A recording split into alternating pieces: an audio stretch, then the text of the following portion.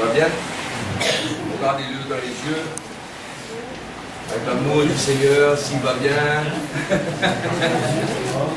Hein? On est dans un lieu où il y a de la joie normalement. Hein? Il y a la joie du Seigneur, où on vit les uns pour les autres. Amen. Et on se retrouve le dimanche pour manifester cet amour ensemble. Amen. Amen.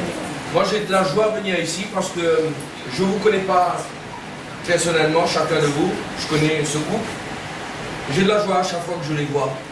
J'ai une sainte joie dans mon cœur. Je sais la main du Seigneur sur la vie de ce couple, sur la vie de Jean-Michel. Et de toutes les églises que j'ai visitées sur Paris, je peux vous dire que là où vous êtes d'une simplicité, vous êtes bien dans cette simplicité ici, et c'est magnifique. Amen. Et comme je suis en vacances, le Seigneur, lui, il n'est pas en vacances, il m'a demandé de venir ici, à travers du frère. Et bien, je passe une partie de mes vacances aujourd'hui avec vous. C'est une grande joie pour moi. On va ouvrir notre Bible ce matin dans l'Épître de Paul aux Philippiens.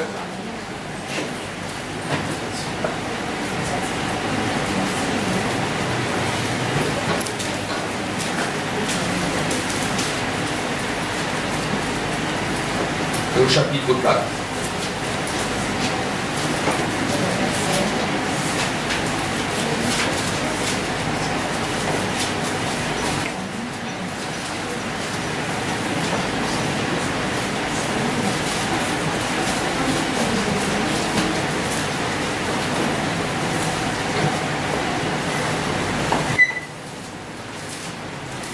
Alors j'ai une demi-heure pour essayer de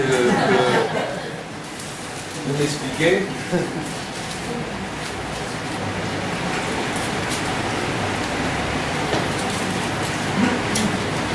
Est-ce que nous sommes prêts ce matin, comme à chaque fois qu'on se rencontre, que Dieu touche notre vie,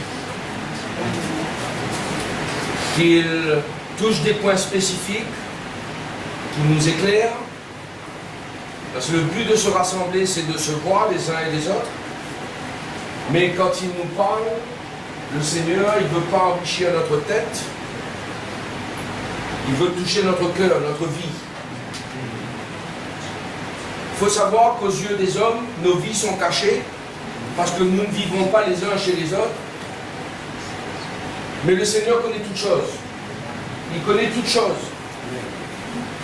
On pourrait aller se cacher comme Élie dans une caverne qui viendra nous chercher. Il connaît toutes choses. Il est le Dieu de l'univers, il est le Seigneur. Et c'est pour cela, si nous venons à l'église, c'est pour que Dieu intervienne dans notre vie parce qu'il sait toutes choses dans notre vie. Et ce matin, c'est non seulement pour vous, mais les messages sont mis aussi sur Internet. Mais je souhaiterais parler de la nécessité de l'Église, la nécessité pour l'Église, l'importance pour l'Église de revenir à la croix. L'importance pour l'Église, pour chacune de nos vies, de revenir à la croix. On dit que la croix est un vieux message, il date de 2000 ans, 2000 et quelques années. On l'a vieilli ce message. L'Église l'a vieilli. Les hommes de Dieu l'ont vieilli. Mais la croix, c'était quelque chose qui ne vieillissait pas dans la vie des hommes de Dieu, des actes des apôtres. Dans la vie des croyants, des églises locales, la croix du Seigneur ne vieillissait pas. Mais elle se développait. Elle grandissait dans le cœur des gens. Elle ne se fêtait pas une période de l'année. C'était une expérimentation, c'était quelque chose qu'ils expérimentaient. chaque jour. D'ailleurs, le Seigneur donne une phrase très claire. Il dit que celui qui ne portera pas sa croix chaque jour, ça veut dire c'est quelque chose de vivant. C'est quelque chose qui doit être actif dans nos cœurs chaque jour, chaque moment, chaque instant de notre vie. Et encore plus dans nos offices. Et j'insisterai non pas sur le message de la croix, mais sur la révélation qu'il y a dans la croix. Parce que le message de la croix, on l'entend prêcher de temps en temps. Mais l'apôtre Paul, ce matin, il va nous montrer la révélation, ce qu'il y a dans la croix, ce que la croix produit dans la vie de quelqu'un. Et l'Église a besoin de revenir à là. Les serviteurs de Dieu ont besoin de revenir sur cette fondation. Et c'est la seule solution pour les couples. C'est la seule solution pour le monde. C'est la seule solution pour l'être humain dans tous les domaines. C'est la seule solution. C'est ce qui a été accompli sur la croix de Golgotha. Et qui doit venir se transposer dans notre vie. Qui doit venir s'opérer dans notre vie. Je suis convaincu que si un couple qui a la révélation de la croix dans sa vie, des miracles vont se faire dans la vie de ce couple. Je suis convaincu. Je suis convaincu que si un homme perd sa vie pour sa femme et qu'une femme perd sa vie pour son mari, je suis convaincu que ce couple ne peut que porter du fruit dans les enfants, dans les voisins, dans leur famille, dans l'église.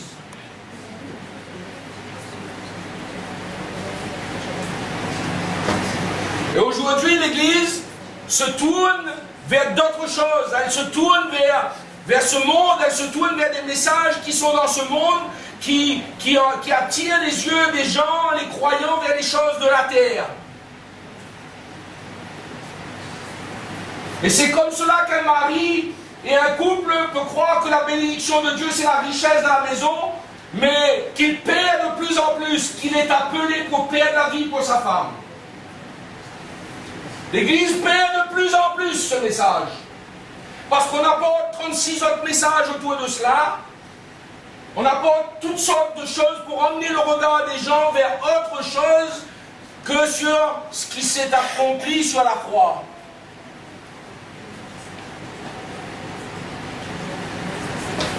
L'apôtre Paul dans Philippiens chapitre 4 verset 7, si on peut avoir les versets. Pas chapitre 4, pardon, chapitre 3. C'est moi qui dis des bêtises. L'apôtre Paul était un homme qui avait une connaissance de l'Ancien Testament, une très grande connaissance. Il avait une connaissance biblique, il connaissait la Bible, l'Ancien Testament, il la connaissait du bout des doigts. C'était un homme, un érudit, quelqu'un de très intelligent qui connaissait parfaitement la loi. Et avec la loi qu'il avait dans sa vie, même le meurtre d'Étienne, c'était quelque chose qui, pour lui, sans révélation, était approuvé de Dieu. Parce que Étienne prêchait un autre évangile. Mais Paul va dire, ces choses qui étaient pour moi des gains, je les ai regardées comme une perte à cause de Christ. C'est-à-dire que quand il a compris Christ, il a compris que tout ce qu'il savait avant avait besoin d'être changé. Tout ce qu'il avait compris avait besoin d'être transformé. Plus loin, on va continuer. Et il dit, et même, je regarde toutes choses. Toutes choses. Je regarde toutes choses. Pas certaines choses. Tout. Je regarde toutes choses. Comme une perte. D'être riche. D'avoir une super épouse. D'avoir une super cuisinière. D'avoir de super enfants. On se met sous des pressions de vouloir le meilleur, le meilleur, le meilleur, le meilleur. Paul lui dit, je regarde toutes ces choses, bien sûr que j'aimerais avoir ça. Mais pour moi, si je n'ai pas ça, ce qui m'est important, c'est que moi, je connaisse Jésus. Et c'est ça que le monde a perdu, parce que le monde a mis cette priorité à l'envers. On va regarder tout ce que peut avoir de Jésus comme une priorité, mais de connaître Jésus et d'être transformé à son image devient secondaire, voire même oublié.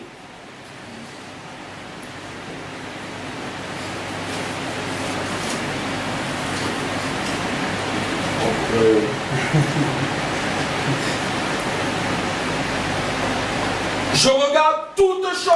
Vous voyez dans votre Bible, toutes choses. Comme une perte à cause de l'excellence de la connaissance de Jésus-Christ, mon Seigneur, pour lesquels j'ai renoncé à tout. Je renonce à tout. C'est cet évangile qu'avaient les hommes des Actes des Apôtres. C'est cet évangile qu'avaient les chrétiens de l'époque. Ils avaient des hommes qui les emmenaient à ne pas chercher les choses de la terre. Affectionnez-vous aux choses d'en haut. Regardez les choses d'en haut, d'où est votre cité. Et comment on a fait de l'évangile un moyen d'être bien sur la terre et non pas un moyen de ressembler à Jésus. Et c'est là où l'Église, réveille-toi pour revenir à la croix. On va continuer, pour lequel j'ai renoncé à tout, et je les regarde comme de la boue. Qu'on m'aime, qu'on me dise bonjour ou pas, qu'on ne m'aime pas, qu'on me frappe, qu'on me mette en prison, que j'ai à manger, que j'ai pas à manger. Ce qui m'importe, c'est l'excellence de la connaissance de Jésus. C'est pourquoi les chrétiens sont fades aujourd'hui. Et que dans les églises, on est obligé d'essayer de les alimenter par de la musique incroyable. Parce qu'ils ne se rassemblent plus pour connaître Jésus. Et ils perdent, petit à petit, par la philosophie chrétienne, l'essence même de pourquoi il est mort. Je les regarde comme de la boue afin de gagner Christ. Afin de gagner Christ, de ressembler à Christ, d'être transformé, comme le frère il disait tout à l'heure, transforme-nous Seigneur. Mais lui il veut nous transformer. Il a tout accompli pour nous transformer. Mais dès qu'on arrive dans une situation, l'évangile qu'on a dans notre cœur nous emmène à juger, à critiquer, à voir notre épouse, à voir notre frère, à voir le pasteur, à voir le collègue, à voir le frère qui travaille avec nous dans le Seigneur. On voit tout chez les autres, on ne voit plus chez nous.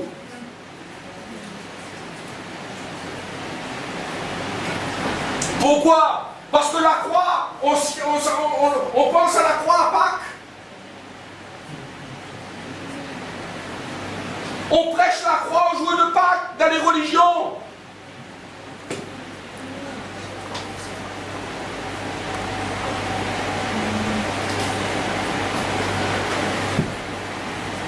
C'est pas vrai.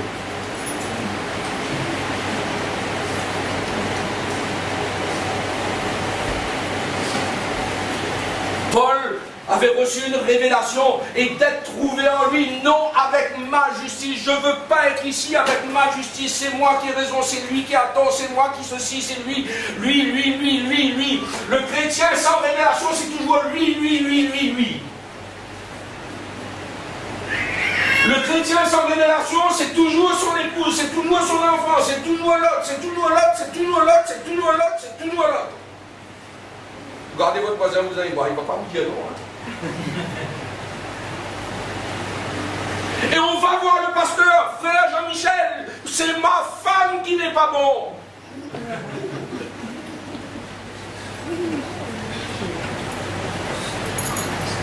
Et c'est depuis Adam que c'est comme ça.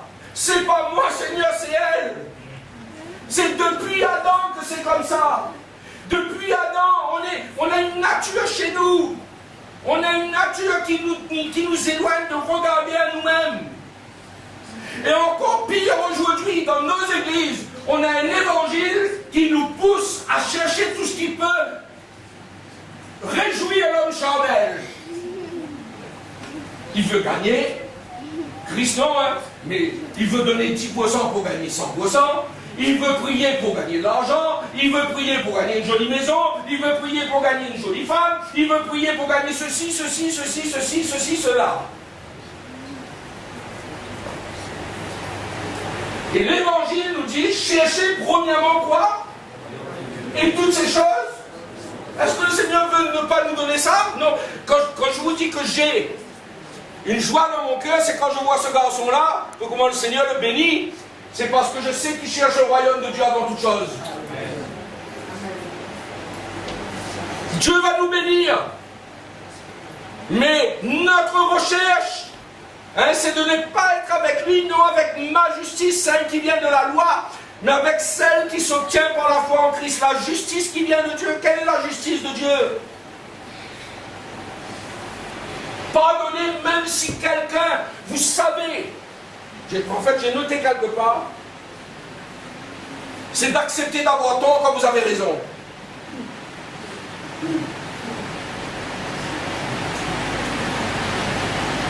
Parce que quand il était sur la croix, et qu'il était cloué à la croix, la révélation qu'il y avait là-dedans, c'est un juste qui mourait. C'était pas un injuste qui mourait, c'était un juste qui mourait. Comment les chrétiens aujourd'hui peuvent-ils vouloir un évangile différent? Comment les chrétiens peuvent-ils utiliser la Bible pour faire leur propre justice et essayer de manifester, d'instaurer leur propre justice, quand celui qui a été sur la croix était un juste qui mourait?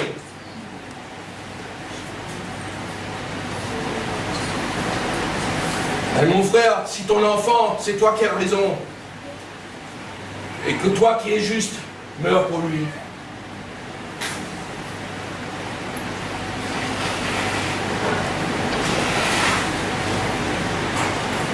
Et l'apôtre Paul dit, je regarde tout comme de la boue afin de gagner Christ, d'être trouvé en lui, non avec ma justice, celle qui s'obtient par la foi, mais avec celle qui s'obtient par la foi en Christ. La justice qui vient de Dieu par la foi afin de connaître Christ et la puissance de sa résurrection.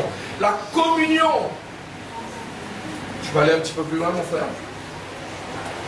Afin de connaître Christ, connaître la puissance de sa résurrection, connaître le nouvel homme naître en nous, l'homme différent, celui que le monde va dire mais il est différent, celui que sa femme va dire mais il a changé et il change, et que son épouse qui aime le Seigneur va aimer cet homme non seulement parce que c'est son mari mais parce que Christ est en lui, et qu'il va à l'église et qu'il ramène Christ dans la maison. Il ne ramène pas le message de la prospérité, il ne ramène pas de la gloriole, il ne ramène pas quelque chose de fou, il ramène de la solidité, un message pour leur enfant. De connaître la communion de ses souffrances en devenant conforme à lui dans sa mort.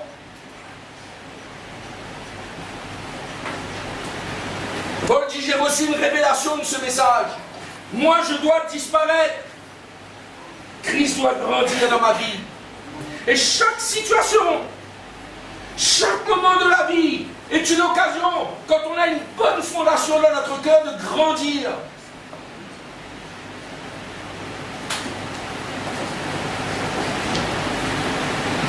Je dis cela afin.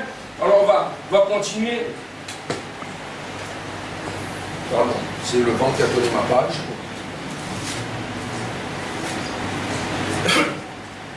Chapitre verset 12. Ce n'est pas que j'ai déjà remporté le prix ou que j'ai déjà atteint la perfection. Il sait lui-même, d'ailleurs il le dit à un moment dans l'Épître aux Romains, il dit je fais le mal que je ne veux pas. L'apôtre Paul, il n'a pas honte de dire je fais le mal que je ne veux pas. Pourquoi? Parce qu'il y a une nature pécheresse qui doit mourir dans ma vie.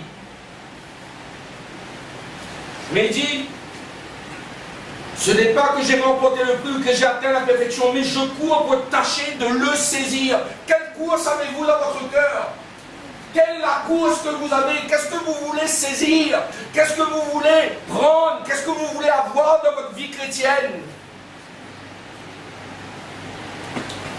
Je cours.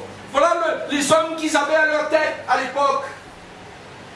Et il y en a encore aujourd'hui que Dieu est en train d'élever, que Dieu est en train d'unir, que Dieu est en train de faire une œuvre pour amener un message où nous allons courir ensemble pour saisir le Seigneur. Pourquoi? Parce que ce message nous saisit. J'ai été saisi par Jésus-Christ. Et il explique ça pourquoi? Pour perdre sa vie, pour renoncer à lui-même, pour renoncer. J'ai été saisi par Jésus-Christ pour renoncer à tout.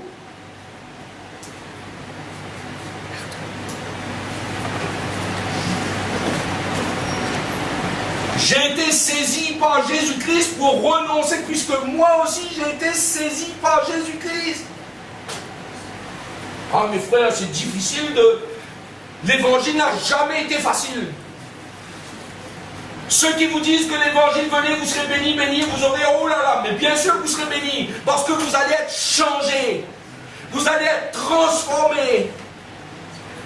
Vous n'allez plus être le même. C'est les autres qui vont bénéficier de vous.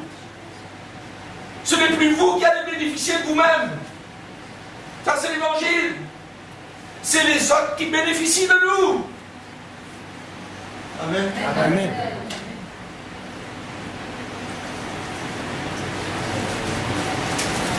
Pourquoi aujourd'hui, quand on vous prêche le message de la prospérité, le message du Kingdom Now, le message aujourd'hui qui enrichit l'être humain sur la terre, c'est un faux évangile. Il est faux. C'est Dieu qui bénit. C'est pas l'homme qui cherche Dieu pour être enrichi. Le message de la prospérité est diabolique. Et on prend des versets de la Bible. Bien-aimé, je souhaite que tu prospères à tous égards comme prospère l'état de ton âme. On prend des versets, on sort de le contexte. Mais moi, quand je vois la vie de l'apôtre Paul, le multimillion qu'il a eu, c'était Jésus. C'était d'une valeur inestimable. Et depuis que j'ai rencontré le message de la croix, Dieu me change et il y a encore des choses à changer dans ma vie.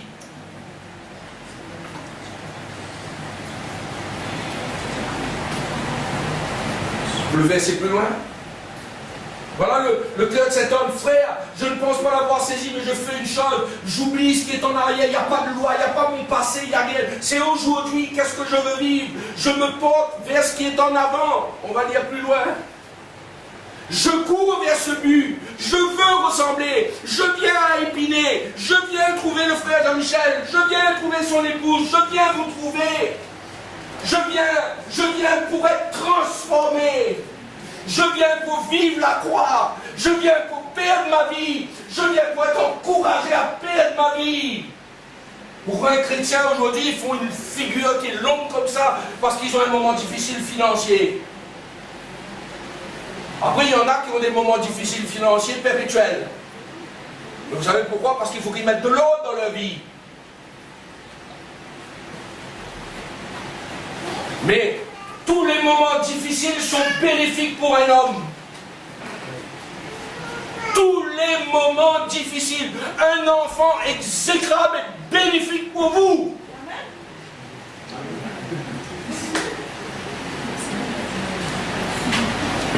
Vous croyez que Jésus est venu pour mourir? Pourquoi? Pour qu'il reste comme ça ou pour changer l'humanité? Mais on veut appliquer la Bible, on veut imposer, on veut mettre la loi. Non, c'est moi qui dois changer, c'est moi. Je veux un évangile qui me change moi. Et que je devienne un exemple pour les autres. C'est moi. Regardez votre voisin et dites, c'est moi. Moi, M-O-I. Et si vous n'êtes pas habitué de dire ça à votre femme, peut-être ça va être Dieu derrière elle. Mais c'est moi. C'est moi qui dois changer. C'est moi. Je veux un évangile qui m'emmène à changer moi.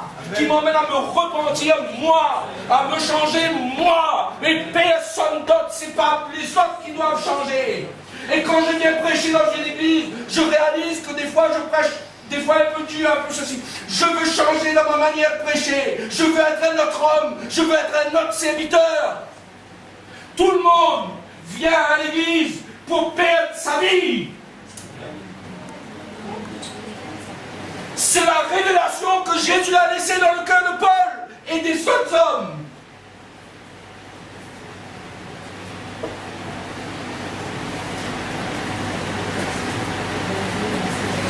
Nous tous donc qui sommes parfaits, ayons cette pensée en nous. Si vous êtes en quelque... On est à la bonne page là? Oui, j'ai fait 15. Voilà. Si vous êtes en quelque point de notre avis, Dieu vous éclairera. Paul n'a pas de problème à ce que quelqu'un d'autre dise, mes frères, ton message, d'accord, mais il y a d'autres messages. Il n'y a pas de problème qu'il y ait d'autres messages. Mais, si vous avez un autre avis, Dieu vous éclairera. Paul dit, Dieu vous éclairera, ça veut dire que les avis que vous avez ne viennent pas détrôner. Que l'important pour un chrétien, c'est de perdre sa vie en Christ. Rien ne doit ravir cela. Rien ne doit venir ravir ce message dans l'église. Dieu vous éclairera. Paul avait une conviction que le message pour les chrétiens, c'était perdre la vie. Et partout où j'ai vécu avec ce message, les gens finissent les cultes, ils sont heureux. Parce que le message de perdre sa vie, c'est la vérité.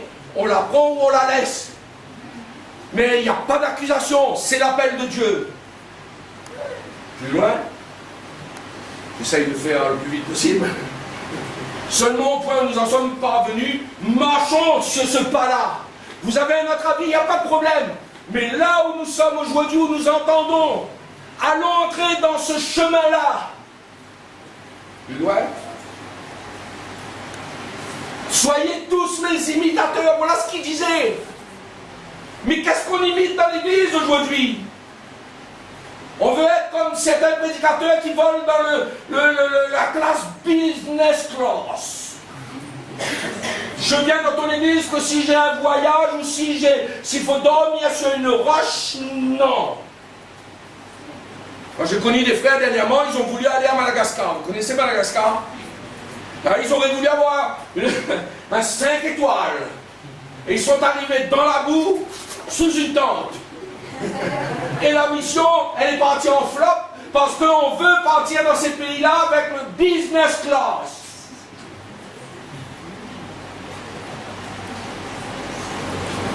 Soyez mes imitateurs, frères, et portez les regards sur ceux qui marchent selon le modèle que vous avez en nous, plus loin. Car il y a plusieurs qui marchent en ennemis de la croix de Christ. Il y en a plusieurs qui marchent en ennemis de la croix de Christ. Ils prêchent un autre message. Ils parlent, tout ce passage que nous venons de lire, ça parle de ça, de la croix de Christ. Et il y en a qui ont un autre désir, une autre vocation. Ils sont appelés à vouloir autre chose au nom de Jésus. S'ils sont malades et ils ne sont pas guéris, ils ne sont pas bien.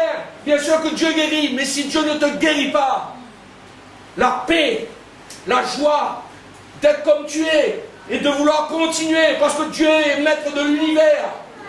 Il guérit qui il veut, il ne guérit pas qui il veut. Il bénit qui il veut, il ne bénit pas qui il veut, et il est juste dans ce qu'il fait. C'est quoi ça, cet évangile qui accuse les gens et qui vous disent ben c'est parce que tu as le péché dans ta vie que tu n'es pas guéri. Alors les chrétiens, plutôt de perdre leur vie, ils vont chercher où est le péché. Je fouille là depuis 1947. Je fouille. Ah, 1950, j'ai eu ça. Mon papa est mort, ben il faut que je te demande pardon, papa. Papa est mort, moi j'ai fait quelque chose de mal avec lui. On fouille le passé, on rentre dans le passé des gens. Mais Paul vient de dire, j'oublie ce qui est derrière. Qu'est-ce que tu veux faire maintenant?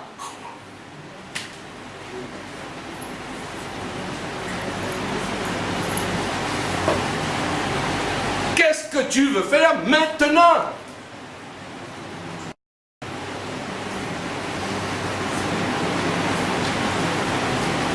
Alléluia.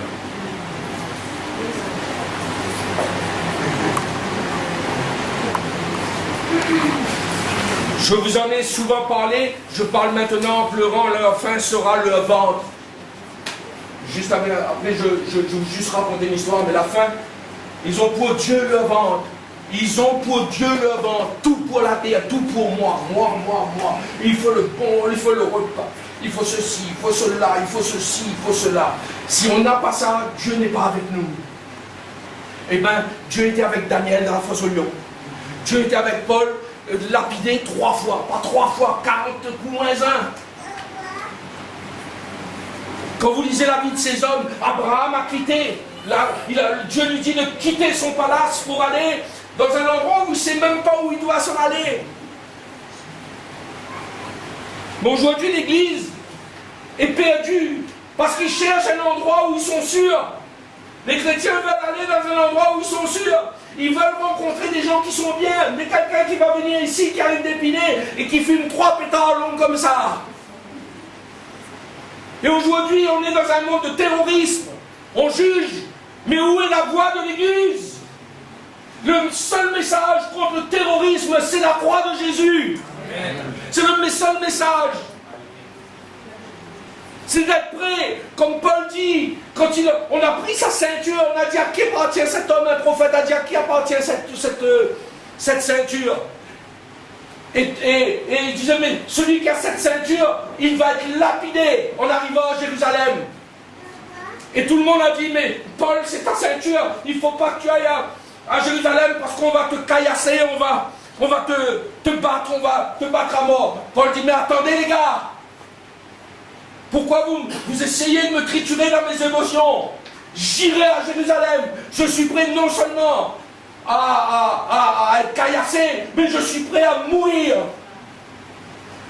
Pourquoi? Il est la solution pour ceux qui caillassent. Il était la solution de Dieu. C'est pourquoi je dis face au terrorisme, Dieu veut élever l'Église. Le gouvernement sera incapable. C'est l'Église qui doit se lever. C'est le message qui doit se lever dans le monde. C'est la croix qui doit revenir dans le monde. C'est la croix qui doit transformer les djihadistes. Et que quand les hommes vont faire un attentat, que Dieu va toucher ces hommes pour se repentir.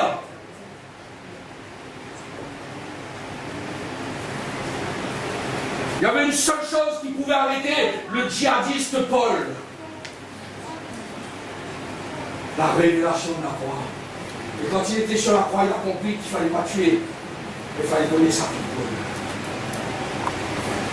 C'était le seul message qui a bouleversé le cœur d'un homme. Alors, ce matin, je veux vous encourager, frères et sœurs, chaque fois que je viens ici, et je sais que dans le cœur du frère Jean-Michel, il y a ce message-là, et il y a un retour pour chacune de vos vies à revenir, à être planté, à être fondé, à être enseigné.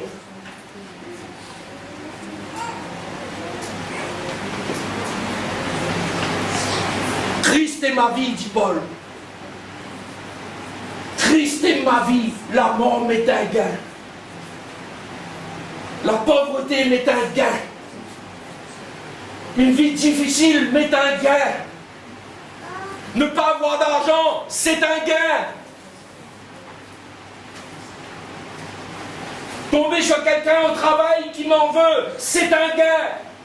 Tomber sur un collègue de travail qui m'en veut. Mes frères et sœurs, peut-être qu'il n'y a que moi qui sait cela. Et quand je vais au travail, et que dans mon travail, on parle toute la journée sexe, on parle toute la journée d'amertume les uns envers les autres, de critiques des patrons, de ceci et de cela. Et quand vous êtes là-dedans, mais comment ces chemins sont un gain pour grandir Et on demande aux gens de quitter ça. On croit que c'est seulement dans 10 mètres carrés, ensemble avec quelques frères, qu'on sera bien. Non, frères et sœurs, c'est Christ en nous qui est notre espérance. Et on cherche, aujourd'hui même pour se marier dans le Seigneur, on cherche la personne idéale.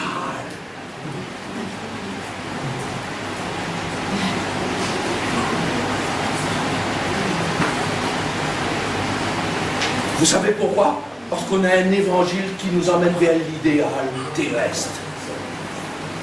On se marie avec celui que Dieu met dans notre vie, sur notre route, et qu'on sait que ça, c'est ça, on sait que c'est ça, et que même si c'est difficile, on sait que c'est ça. On sait que ça va passer par des moments difficiles, mais on sait que c'est ça. Et là, Dieu va solidifier. Moi, j'ai mon beau-frère, ma belle-sœur. Quand vous regardez des fois les moments qu'ils ont dans leur vie, on se dit, mais est-ce que ça va finir? Ça fait combien de temps que ça dure? Depuis 98 que ça dure. Et croyez-moi, ça chauffe des fois. Mais parce que c'est ça. Et que l'un comme l'autre, ils sont prêts à perdre leur vie pour ce que Dieu leur a confié.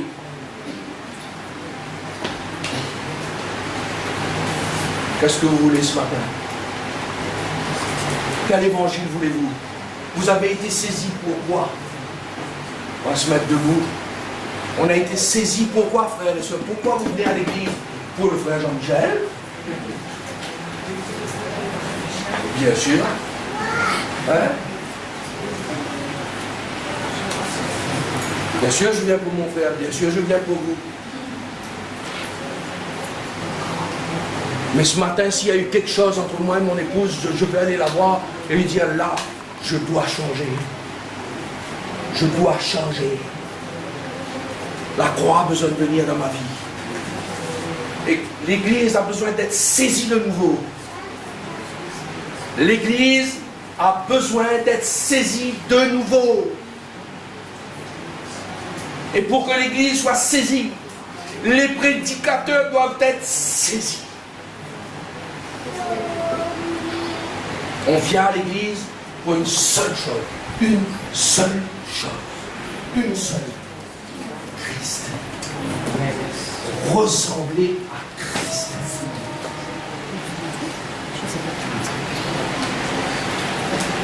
Après, si Dieu me bénit, alléluia.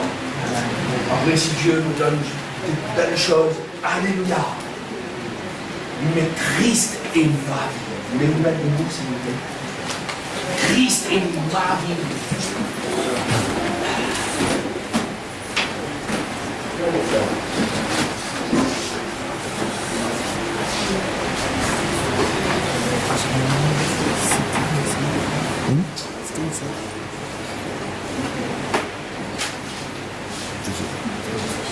Si ça s'arrête, ça s'arrête.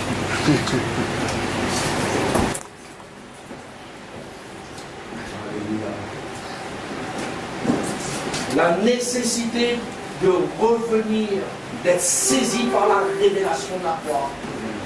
Quelqu'un qui comprend la croix, il voit toujours chez les autres. Quelqu'un qui a été saisi, il comprend que c'est lui.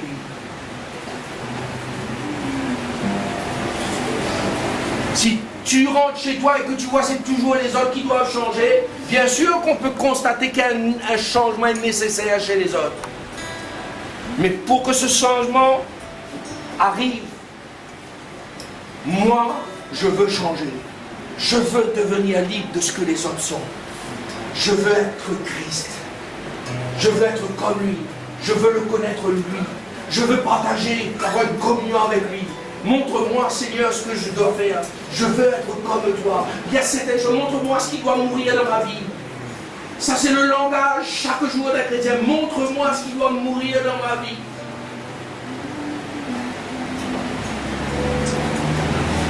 Quand je prêche ce message, il y a des frères qui croient que je viens ravir leur église. Je vous promets, ça ne m'intéresse pas de ravir les églises. Ce qui me plairait, c'est d'entendre tel couple s'élever et qu'il est une bénédiction à Épinay, à Limoux, à Saint-Denis de la Réunion, dans le sud, en Sicile, en Italie, en Allemagne. Le message touche, gagne du terrain, change les hommes, la croix revient, l'église est transformée, la lumière atteint les cœurs, bouleverse les ténèbres, on a un message. Un message vivant. Qu'est-ce que tu veux chanter, mon frère? Il y a une chanson sur ton cœur. Je te donne tout. Je te donne tout. Qui veut ce matin être saisi? Encore plus qu'il ne l'est. Qui veut? Personne? Amen. Qui veut amener à la maison autre chose? Qui veut amener dans son travail autre chose? Qui veut que dans les 5, 6 mois, 1 an, 2 ans, 10 ans,